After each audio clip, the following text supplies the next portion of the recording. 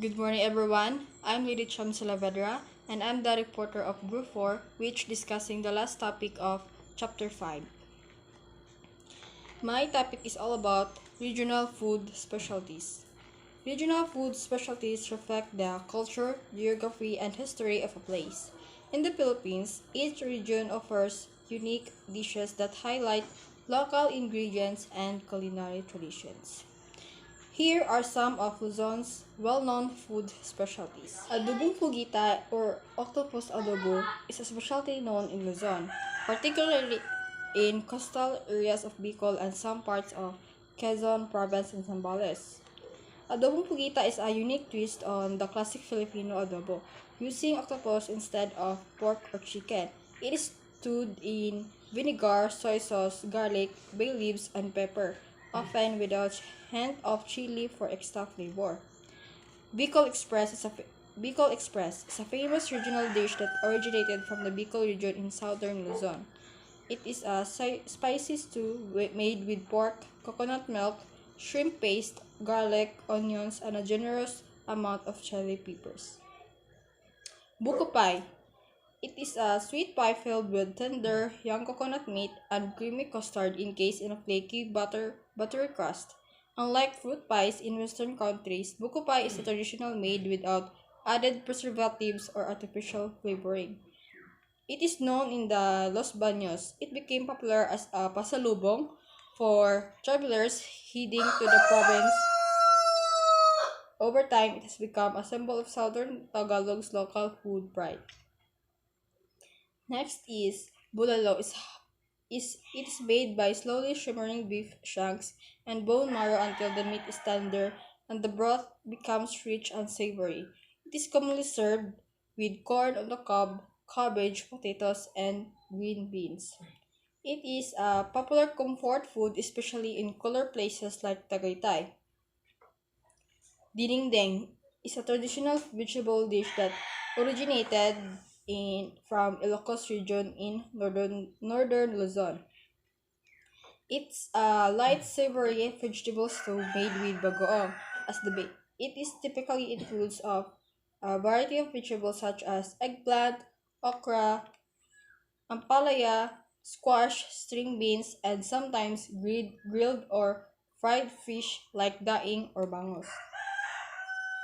Dinakdakan is a well-known dish from Ilocos region in northern Luzon.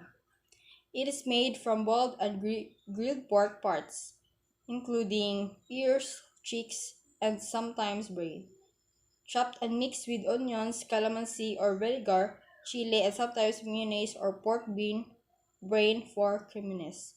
Dinakdakan is served as a pulutan. It is similar as sisig, but it is chopped beef. And laing is a classic dish from the Bicol region in southern Luzon. It is made from dried taro leaves or gabi, simmered in rich coconut milk with chili, peppers, garlic, onions, and often shrimp paste or dried fish. Some versions include meat or seafood. True Bicolanos cuisine, laing is known for its creamy texture and spiciness. Pancit Batil Patong is a popular noodle dish from Tugigaraw in the Cagayan Valley region of northern Luzon. This stir-fried noodle dish features Mickey noodles, topped with a variety of ingredients including minced carabao, a fried egg, and a mix of soy sauce, vinegar, and sometimes local broth. It is often served with a side of a suka or vinegar and bagoong for added flavor.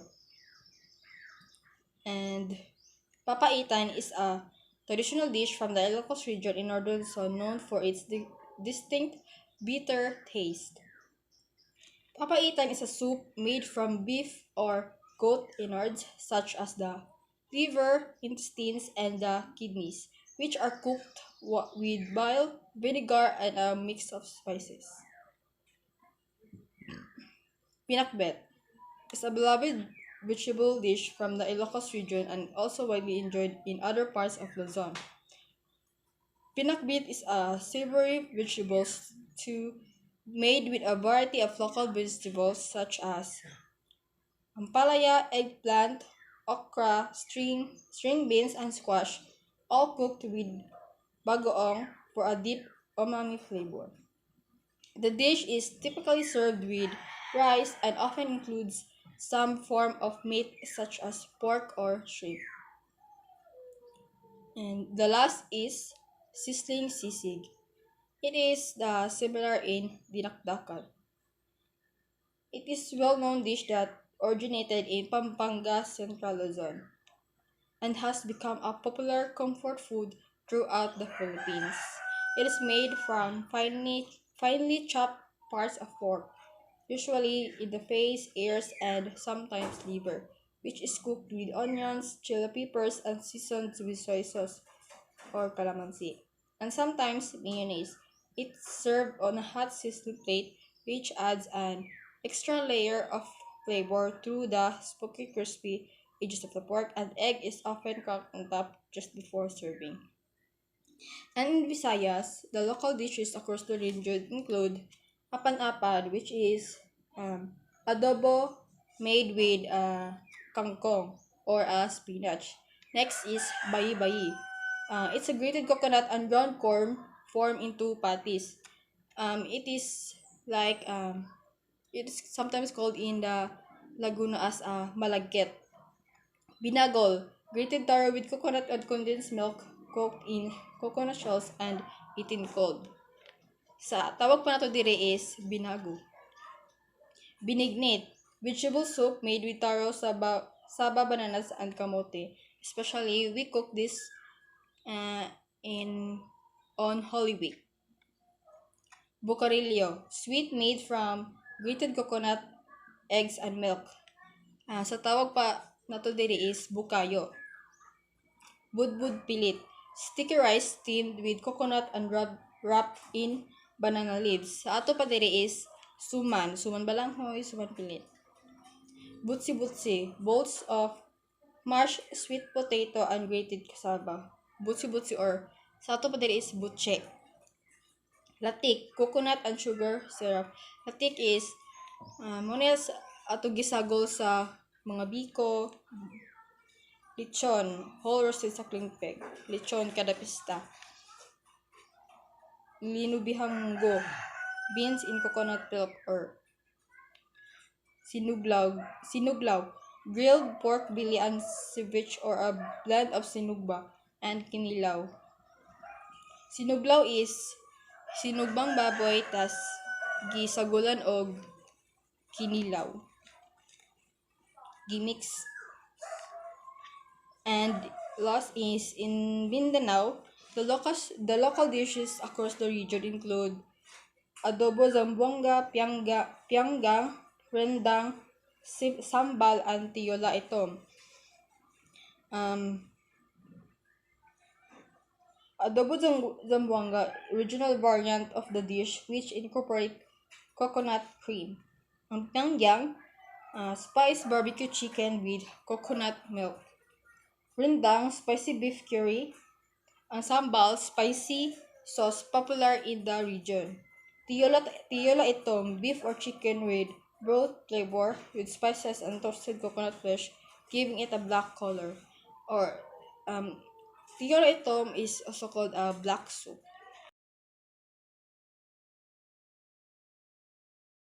Good day to all of us. I am the first reporter of this group.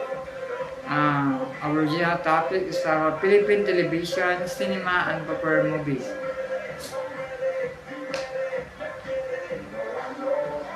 My task is to discuss about the region and the Philippine television.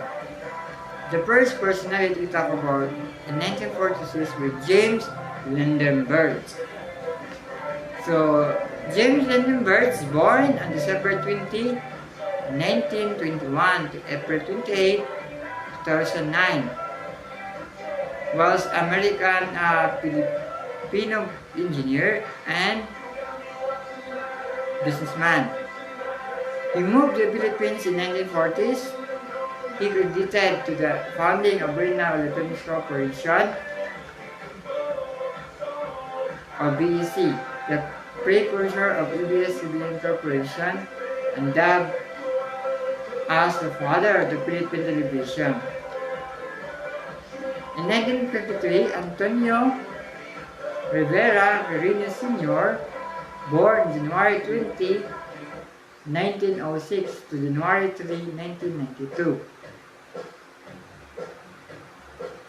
was a Filipino judge, entrepreneur, and politician. He was the youngest brother of President Elpidio Quirino. He helped to develop outdoor broadcasting system of ABS before it was absorbed the Chronicle Broadcasting Network or CBN to form the ABS-CBN Corporation from the merge of two media companies. In 1957, the Lopez family, the ABS-CBN Corporation redirect from Outdoor Broadcasting System of Chronicle Broadcasting Network or EBS or CBN Corporation of Lopez Holding Corporation, which is owned by the Lopez family. The ABS-CBN was formed by the merge of Outdoor Broadcasting System (EBS) and Chronicle Broadcasting Network by Eugenio Lopez Sr., the Filipino entrepreneur and media magnate. He founded the Chronicle Broadcasting Network, which later became the TV network, the ABS-CBN.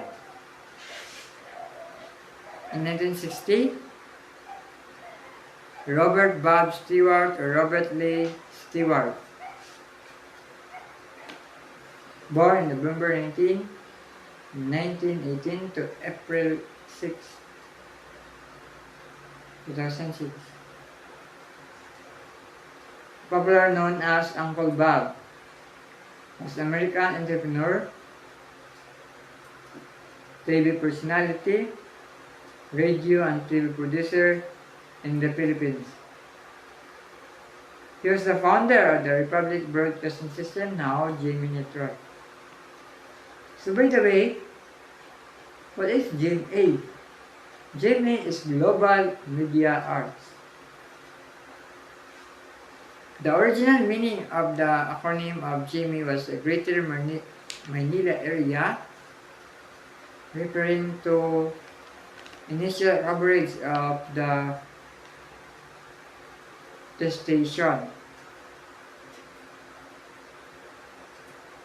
As GMA reached Sweden, the meaning of its acronym was changed into Global Media Arts. Today, its corporate name simply GMA Network Incorporated.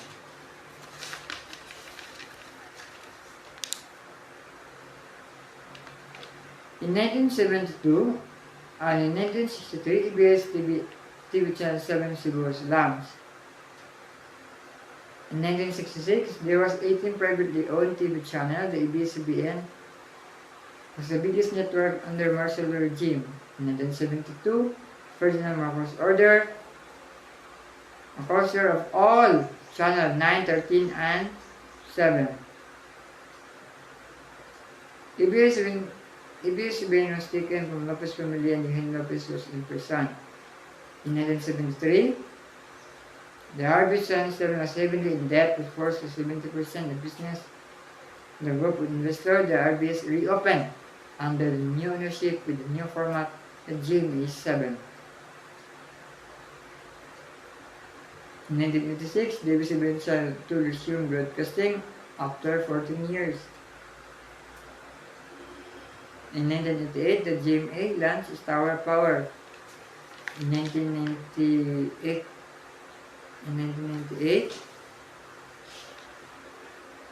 there was 137 television nationwide. In 2007, the ABS-CBN applied its license to NTC. In 2008, Sky Cable and Signal were the first cable network to adopt digital television. In 2015, the ABS-CBN network celebrated its 70th anniversary of broadcasting. The ABS-CBN was ordered to stop broadcasting with national NTC after its sponsor expired. The GMA network launched digital set-up box that GMA affordable. That's all. Thank you. Good day, ma'am, and to everyone. I am the second reporter, and my topic is all about television network and the characteristic of their program. The first one is ABS-CBN, or Outlook Broadcasting System Chronicle Broadcasting Network. Was a Philippine commercial broadcast network that served as the flagship property of the ABS-CBN Corporation and referred as the Kapamilya Network. ABS-CBN was a leading Filipino media company, distinguishing itself through a wide range of programming, including news, entertainment, and public service shows. They have a long history of providing news and information, often taking a stance on social issues and promoting public awareness. Encourage citizens reporting through their new platforms, allowing viewers to share stories and perspectives. ABS-CBN known for their primetime dramas that featuring romantic storylines, family dynamics, and variety shows like talk shows, comedy shows, and reality shows like singing competition, dance competitions. When it comes to movies and films, they have a strong presence in the Philippine film industry and also music division that produces music videos, live concerts. In essence, ABS-CBN's programming is characterized by its diverse content commitment to public service, focused on Filipino culture, and extensive reach across various platforms. The second one is GMA, or Global Media Arts. It's a Philippine commercial broadcast network serving as the flagship property of publicly traded GMA Network Incorporation and referred as the Kaposo Network. GMA characterized by its focus on delivering superior entertainment and responsible, unbiased, and timely delivery of comprehensive and accurate news and information to Filipinos worldwide. They aim to enrich the lives of Filipinos everywhere through various media platforms, including TV, radio, and online. GMA is known for its diverse entertainment programming, including dramas, variety shows, and reality shows, same sa ABS-CBN, and they offer a wide array of programs like Filipino dub, Asian films, and television series. They boast a wide reach and engagement, particularly in the Philippines, with a significant number of viewers. GMA's core values include placing God above all, viewing the viewers as boss, valuing people, upholding integrity, passion for excellence, efficiency, and pursuing creativity and innovation. The third one is TV5, or ABC5 Associated Broadcasting Company. It's a Philippine media company headquartered in Mandaluyong, Metro Manila. The third oldest television network in the country, owned by Mediacast Holdings Incorporation, which is a fully subsidiary of PLDT. TV5's programming strategy includes brands like News 5, ESPN 5, On 5, and D5 Studio. They generally emphasizes a wide range of genres, including news coverage through its News 5, which aggregates content across all platforms. Entertainment, including drama series, physical variety shows, sitcoms, and infotainment. ESPN 5, a sister platform, focuses on sports programming, including league coverage of the Philippine Basketball Association. D5 Studio, the digital arm of the network, potentially offering additional content and platforms. Studio 5, a newly revived platform focusing on films and originals. TV5 also features a variety of other programs like game shows, talk shows, kid-oriented content. The fourth one is PTV, People Television Network. It's the flagship state broadcaster owned by the government of the Philippines, one of the attached agencies under the Prudential Commission Office. PTV's programming is characterized by its diverse offering, including news, public affairs, documentary sports, movies, dramas, public service, and entertainment, both locally produced and internationally acquired. That network served as the government's broadcast arm, focusing on informing, inspiring, and empowering Filipinos through its content, according to the People Television Network Incorporation. PTV airs both locally produced programs and content from other countries, including those from China, Japan, South Korea, and ASEAN member nations. PTV has a history of producing educational programs such as cultural and cultural programming showcasing the country's heritage and arts. They offers balanced programming of news as well as informative and public survey shows both local and international. And the last one is CNE, or Cable News Networks Philippines, was a Philippine free-to-air television network owned and operated by 9 Media Corporation, together with Radio Philippines Network, or RPN, under a license from Warner Bros. Discovery Asia Pacific. It's characterized by its mix of local and international news, as well as current affairs and lifestyle programs. It broadcasts in English and primarily uses the branding and programming of the Global CNN network, while also producing its own reports in the Philippines. The channel broadcasts on VHF terrestrial television stations, making it accessible to a wide audience. CNN Philippines has a wide website, CNNPhilippines.com, providing an online platform for news and information. CNN Philippines aims to offer in-depth coverage of both global events and the Philippines. And that's all. A pleasant day to everyone. I am Jolda Lucignani, the third reporter, and I will continue to discuss regarding with the topic issues and challenges on Philippine television. So there are 13 issues and challenges that Philippine television are facing even before and until now. First is the lack of transparency. Lack of transparency refers to the insufficient disclosure of information about media operations, ownership, or decision-making processes. This can lead to mistrust and skepticism among audiences. For example, a TV network fails to disclose its ownership structure or conflict of interest. Number 2 is compliance with laws or regulations. Compliance with laws and regulations is crucial for Philippine television to operate within the legal boundaries. Media outlets must adhere to broadcast standards, content requirements, and other regulations. Non-compliance can result in fines, penalties, or even license revocation.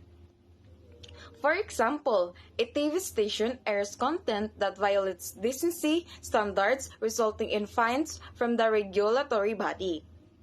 Number 3 is challenges with respect to taxation.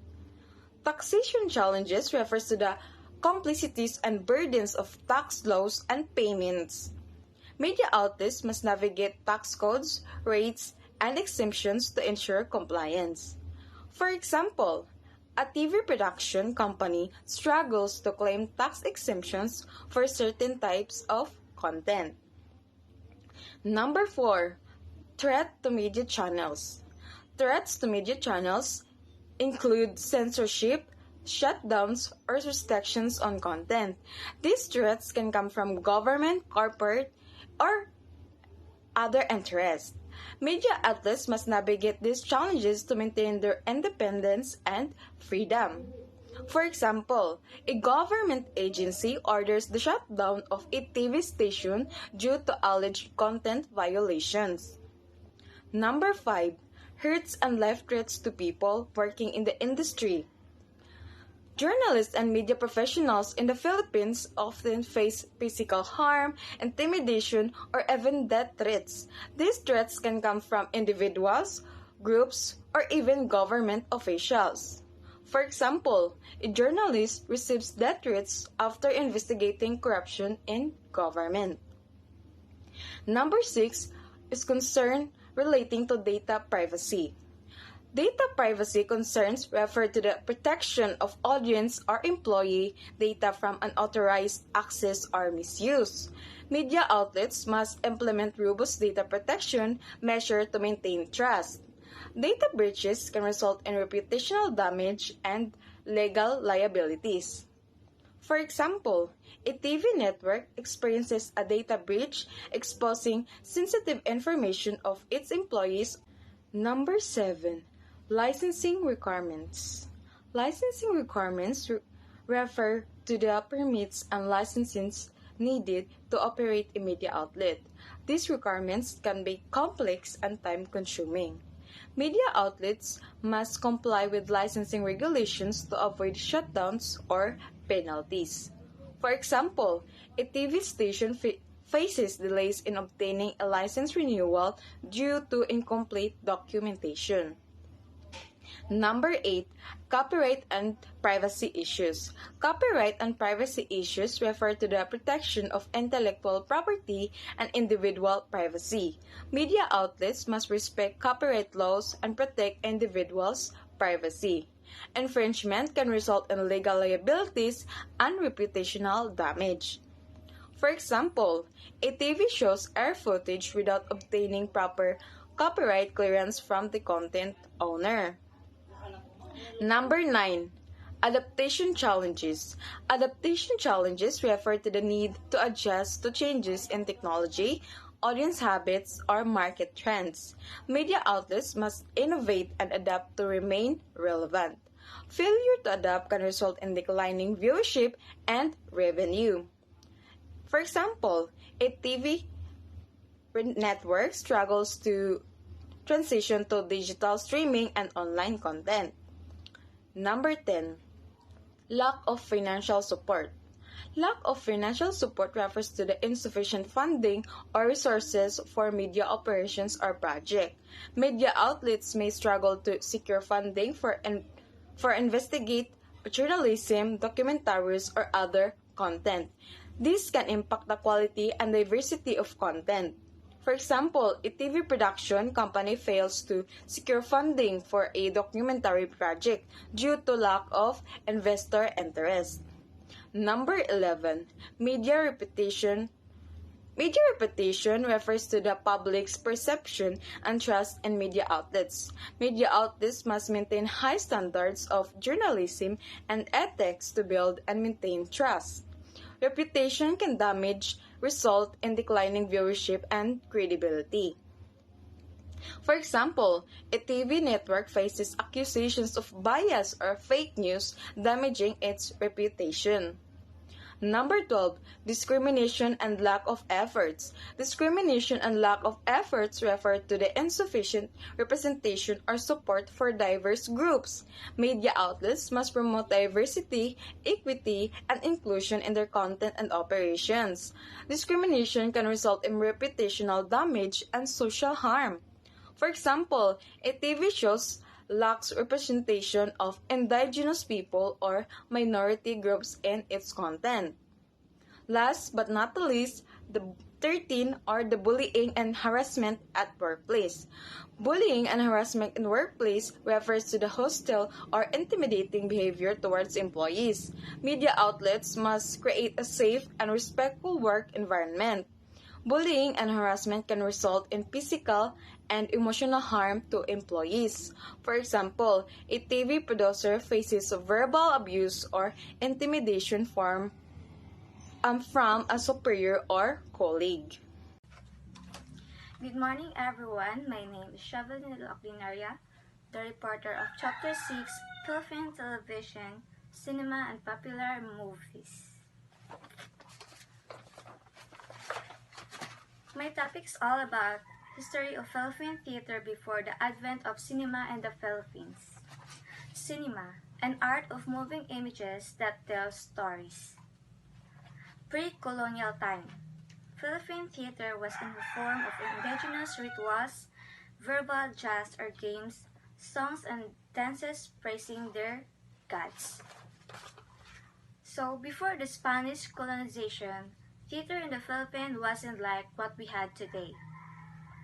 It was part of daily life, seen in rituals, oral storytelling, chants, and dances. These performances were spiritual and communal, used to honor gods, celebrate harvest, or mark life milestones like birth and death. It was a way to connect with ancestors and the divine. Spanish region. Spaniards reach our shores. They used dramas such as zarzuelas and comedia or moro moro. When the Spaniards arrived, they introduced zarzuelas, comedias, and moro moro. These were theatrical forms with music, drama, and often religious or political portrayed battles between Christians and Muslims. Reflecting colonial ideologies, theater became a tool for a religious conversion of colonization, but Filipinos later used it to express resistance and social issues. American colonization. Their influence of Philippine theater is more apparent through Baldavet's plays and dramas staged or translated into English. Under the Americans, the English language started influencing Philippine theater. Vaudeville became popular, mixing music, comedy, dance, and magic acts. Western-style plays and musicals were also introduced. Theater became more secular and more accessible to the masses, and we started developing local talents in acting, directing, and writing. Japanese occupation, comedias, zarzuelas, and vaudeville remained in the country as forms of entertainment and expression. Despite the war, theater didn't die. It adapted. Comedia, zarzuela, and vaudeville were still performed, although under the strict censorship. These performances serve of both of distraction from war and subtle form of resistance. Even during hardships, Filipinos found ways to express creativity. 1950s present, theater had moved out of classrooms and the concepts of paying for a ticket to see a theatrical performance emerged. Good day, everyone. Since our topic about Philippine television, cinema, and popular movies, here are some blockbuster hit movies in the Philippines. But before that, I'll tell you what is blockbuster movie. A blockbuster movie is a film that achieved significant commercial success, typically characterized by high product cost, widespread marketing, and strong audience appeal, resulting in a major box office hit. It's essential a movie that become a popular and successful hit, often associated with big budgets, a star power, and exciting storylines. These reports present a curated list of blockbuster Filipino films, highlighting their significance in Philippine cinema due to commercial success, critical acclaim, or cultural impact. First movie is Hello, Love, Goodbye. It was released on the year 2019. It is a romantic drama directed by Cathy Garcia Molina. The stars are Catherine Bernardo and Alden Richards. This movie, set in Hong Kong, it follows the love story of a Filipino domestic worker and a bartender. This movie is the notable highest grossing Philippine film as of now, which earned 1.6 billion pesos at the box office. Second is The House of Us. It was released in the year 2018. It is a romantic drama directed by Cathy Garcia Molina. The stars are Catherine Bernardo and Daniel Padilla. This movie is notable, earned 805 million in under 50 days. Third is Made in Malacanang. It was released in the year 2022. It is a historical drama. This movie is chronicles of the final 72 hours of the Marcos family in the palace before fleeing during the 1986 People Power Revolution. The stars are Cesar Montano, Rufa Gutierrez, Ella Cruz, and among others. Fourth The Super Parental Guardians. It was released in year 2016 and it is an action comedy directed by Joyce Bernal. The stars are Vice Ganda and Coco Martin. Fifth is Fantastica. It was released in year 2018. It is a fantasy comedy directed by Barry Gonzalez. The stars are Vice Ganda, Richard Gutierrez, and Dindong Dantes. It is a notable entry to the 2018 Metro Manila Film Festival. Sixth is Ganda Rapido, The Revenger Squad. It was released in the year 2017. It is a superhero comedy directed by Joyce Bernal. Stars are Vice Ganda, Daniel Padilla, and Pia Wurtzbach. It is also a notable entry to the 2017 Metro Manila Film Festival. 7. A Second Chance. It was released in year 2015. It is a romantic drama directed by Kathy Garcia Molina. The stars are John Lloyd Cruz and Bia Alonzo. 8. Miracle in Cell Number 7. It was released in year 2019. It is a drama movie directed by Noel Crisostomo Naval. The stars are Aga Mulak, Sia Vigor, and Bella Padilla. It is also a notable movie adaptation of the South Korean film. 9 is The Beauty and the Bestie. It was released in the year 2015. It is an action comedy directed by Wen V. Deramas. The stars are Vice Ganda, Coco Martin, James Reid, and Nadine Lustre. It is also a notable entry to the 2015 Metro Manila Film Festival. And lastly, The Amazing Private Benjamin. It was released in the year 2014. It is a comedy movie directed by Wen V. Deramas. The stars are Vice Ganda, Alex Gonzaga, Richard Yap, and Tom Gutierrez. This movie is also a notable sequel to the Unkabogable Private Benjamin and an entry to the 40th Metro Manila Film Festival. So the summary of the blockbuster Filipino films from 2014 to 2019, Philippine cinema has seen a string of high-earning, widely celebrated films spanning genres from romantic drama to fantasy comedy and historical drama. Notable entries include romantic dramas like Hello, Love, Goodbye and The House of Us, both directed by Kathy Garcia Molina, and starring Catherine Bernardo, which dominated box office charts with stories of love, sacrifice, and the realities of overseas work.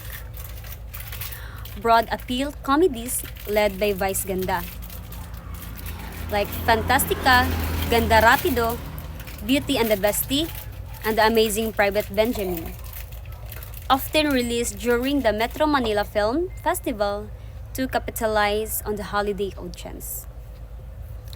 Genre expansions such as Miracle in Cell Number 7, a local take on a popular South Korean drama, and Made in Malacanang, a politically charged recounting of the Marcos family's final days in power.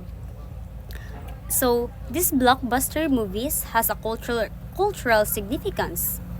First, diaspora and migration, like Hello, Love, Goodbye, centers on an overseas Filipino worker in Hong Kong, a reflection of the millions of Filipinos abroad whose remittances and personal sacrifices are woven into national economy and collective identity. Audiences resonated deeply with Joy's struggle to balance career and ambitions and romantic longing, mirroring real-life experiences of many Filipino families. Second, star power and fan culture. The Kathniel, pairing Catherine Bernardo and Daniel Padilla. And Vice Ganda's brand of humor exemplify how celebrity personas drive box office success. Fan clubs, social media buzz, and endorsement deals surrounding the stars underscore Philippine culture embrace of love themes and the communal rituals of movie ongoing. Third is festival and traditions. Many of these films were official entries to the Metro Manila Film Festival, a year-end tradition where local production takes center stage over Hollywood imports. The Manila Film Festival has become a cultural institution, fostering national pride and creating a shared holiday pastime of catching the latest Filipino comedy or drama. Lastly, is historical consciousness and adaptation. Made in Malacanang taps into ongoing debates about the Marcos era, showing how cinema can re-examine and sometimes contest official narrative of Philippine history. Meanwhile, adaptations like Miracle in Cell Number 7 illustrate the furious cultural exchange between the Philippines and the South Korea, part of the broader Hoyu influence on local media. So, together, these blockbusters reveal the Filipino film industry that both entertains and engages with its audience live realities. Be it joys and pains of love, the power of celebrity, the comfort of comedic relief during festivals, or the continuous retelling of the political history. That's all. Thank you. Everyone, my name is Erica May Okanamia, and I'll be reporting the film marketing in the Philippines and censorship and taxes on Philippine cinema. So before we go to the topic, let's first define the difference between film and movie. So film refers to the art form or creative motion of pictures. On the other hand, movie is the specific motion of pictures or the end product. In short, film is the overview of the movie. Now, what is film marketing? So film marketing is the activities or strategies filmmakers use to promote or bring in audience for their films. So its goal is to create excitement, build anticipation, and drive ticket sales for their film or movie. And the examples would be trailers, promotional partnership, social media campaigns, premieres, and events. Movies or films are a powerful force in the Philippine society. So most films made in the Philippines are in Tagalog. Of course, we all know that Tagalog is our national language. Sex and violence are major themes in films, which are often an adaptation of American screen productions. So sa una, American films are popular and readily available, and it also has a high quality than Philippine films, which results that these Filipino films have been slow in develop. So wala sila nakatok sa masa. So motong slow iyang development unlike the American films, which is ang sa una sa wala pa ang gadgets in which we can search for online movies or we can download. So sa una, it's in a form of CD or compact disc, and ibutang siya sa DVD, which is the digital versatile disc. The first film was shown in 1897.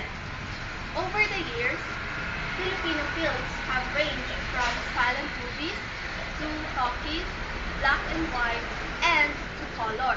So, nagka-improve ang iyakang quality. Nationwide, there are more than 1,000 movie theaters.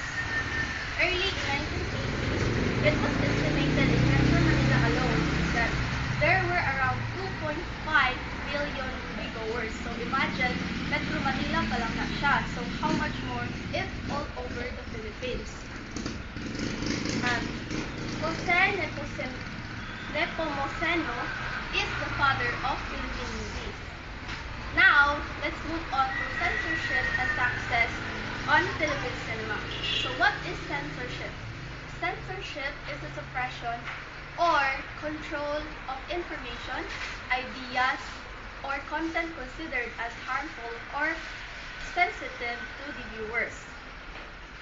In 1985, Ferdinand Marcos issued Presidential Decree number 1986, which abolished the Board of Review for Motion Pictures and Television, or BRMTP, and established the current agency or current government agency, which is the Movie and Television Regulation and Classification Board.